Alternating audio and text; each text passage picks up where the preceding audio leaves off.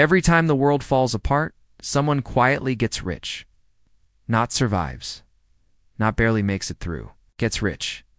While headlines scream crash, panic, collapse, while regular people lose jobs. Savings, homesome portfolios explode upward. Entire fortunes are built in moments of chaos. Here's the mystery. If crises destroy wealth, why do the same groups always come out richer? Is it luck? Is it timing? Or is the system designed so that crashes don't hit everyone equally? Because history tells a strange, uncomfortable truth. Crises don't wipe out wealth. They transfer it. And tonight, we're following the money. Not the surface level stuff, not motivational fluff, not just invest early advice. We're going deep into who benefits before the crash, who profits during the panic, who buys everything after the damage is done, and why this pattern keeps repeating, no matter the century, no matter the crisis. By the end, you'll see every downturn differently. Let's rewind. Setting the stage, crises aren't accidents. We like to believe crises are unpredictable. A virus appears. A bank collapses. A war breaks out. A housing bubble bursts. We're told. Nobody could have seen this coming. But that story doesn't match the data, because every major financial crisis in history follows a structure. It's different triggers, same mechanics, and more importantly, same winners. To understand who gets rich, we first need to understand what a crisis really is. Crisis is not just panic, just bad luck, just poor decisions. A crisis is a moment where liquidity disappears, asset prices disconnect from real value. Forced selling happens at scale. That's the key phrase. Forced selling. People don't sell because they want to. They sell because they have to. Margin calls, job losses, debt obligations, fear, and whenever assets are sold under pressure, someone is on the other side of that trade. So who are they? Let's go back to the beginning. Origins, the first crisis, profiteers, the year is 1637. The place, the Dutch Republic. The crisis, tulip mania. You've probably heard it framed as a joke, people trading houses for flowers. But here's what most people miss. When tulip prices collapsed, middle-class traders were wiped out, merchants lost businesses, families went bankrupt, but the landowners, the cash holders, the lenders, they cleaned up. Why? Because they weren't leveraged. They didn't borrow to speculate. They lent to speculators.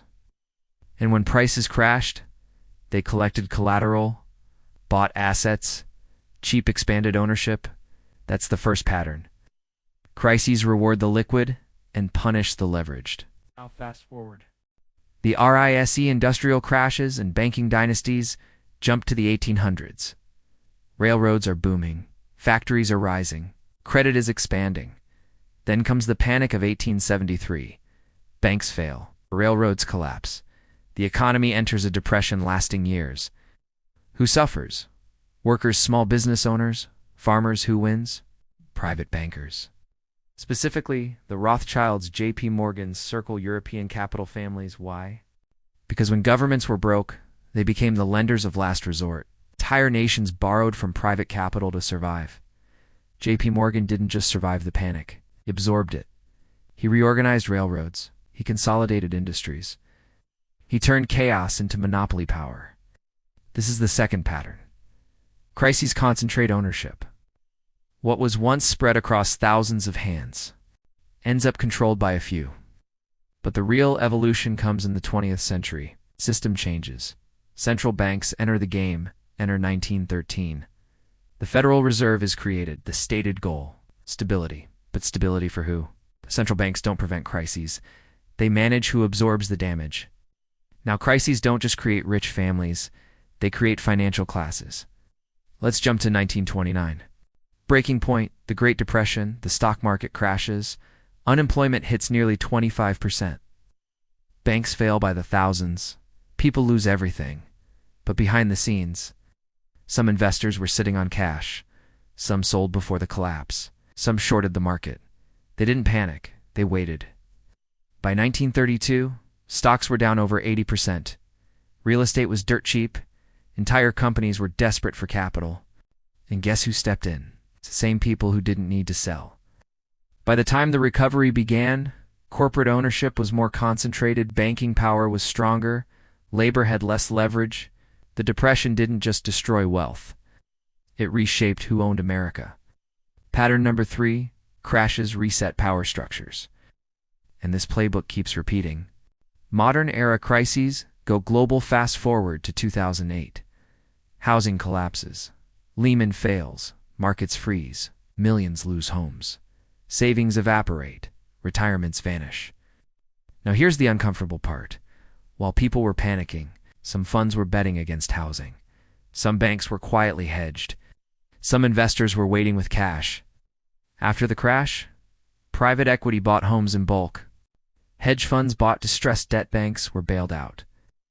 By 2012, home ownership rates fell, corporate landlords exploded, wealth inequality spiked. This wasn't an accident. This was policy-driven triage. The system didn't save everyone. It saved institutions, because institutions are systemically important. That's pattern number 4. Crises protect scale. If you're big enough, you're rescued. If you're small enough, you're replaceable. But the story doesn't end there. Pandemic, the biggest transfer ever, the world shuts down. Fear everywhere, uncertainty everywhere. And governments respond with trillions in stimulus, zero interest rates, massive asset purchases. Sounds fair, right? Damn. Here's what actually happened. Stock markets crash, then rocket upward. Home prices explode. Asset inflation goes wild. Who owns most assets? Top 10%? During the pandemic, billionaires gained trillions in net worth. Small businesses collapsed. Workers took on more debt. This was the largest wealth transfer in modern history. It's not because of the virus, because of how the system responds to crisis. And now the pattern is undeniable. Who actually gets rich? Let's stop teasing it. Here are the real winners every time.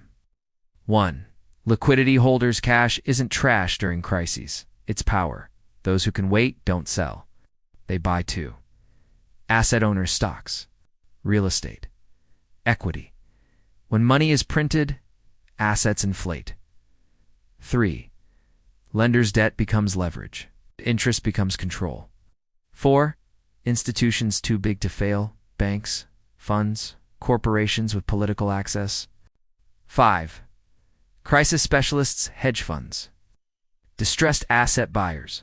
Private equity. They don't fear crashes. They plan for them. Failed fixes. Why reforms don't work after every crisis? We hear promises. Never again. New regulations. Stronger oversight. Then time passes. Rules get loosened. Memory fades. Risk returns. Why? Because the system is optimized for growth, not resilience. And growth always creates fragility. That's why every fix eventually fails. Modern parallels, same movie, new cast. Look at today. Record debt, asset bubbles, rising interest rates, geopolitical tension. Does this feel familiar? Because it is. Different headlines, same structure. Another transfer is always loading. The question isn't if, it's who's ready. Hit the 3 takeaways. 1. Crises are not random. They follow patterns, and patterns can be studied. 2. Wealth moves, it doesn't disappear. Losses are someone else's gains. 3. Position matters more than intelligence. Liquidity beats prediction. Structure beats luck. Final warning, the most dangerous myth is thinking. This time is different. It never is. The names change, the assets change, the excuses change. But the winners, same playbook. So the real question isn't who gets rich in every crisis. It's which side of the transfer are you on? Call to action. If this video changed how you see crashes, hit like so more people hear this story. Subscribe if you want deep no-bees breakdowns of how money, power, and crises really work. You can't comment below. What do you think the next crisis will transfer? Because history doesn't repeat. But it rhymes.